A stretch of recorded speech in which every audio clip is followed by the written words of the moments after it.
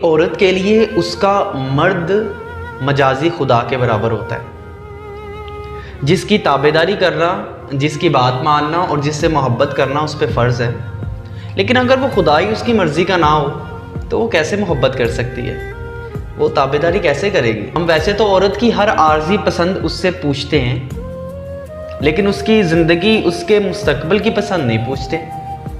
किसी को भी उसका खुदा बना के उसको मुसल्लत कर देते हैं। फिर जब उससे मोहब्बत नहीं कर पाती, उसकी बात नहीं मान पाती, तो सबको बुरा लगता है। खावन को बुरा लगता है, आपको बुरा लगता है कि मेरी बेटी अपने खावन के हकूक़ नहीं पूरे कर पा रही। बेटी बागी कभी नहीं होती, लेकिन जो ज़बरदस्ती समझौता आपने उससे करवाया होता है ना, वो एक ना एक दिन उससे तंग ज़रूर आ जाती है। मर्द एडजस्ट कर लेता है, ये हकीकत है, मर्द एडजस्ट कर लेता है, लेकिन औरत अपने मनपसंद के अलावा किसी के साथ एडजस्ट नहीं कर सकती। और जब ज़बरदस्ती एडजस्ट करवाने की कोशिश करते हैं तो वो खामोश तो हो जाती है।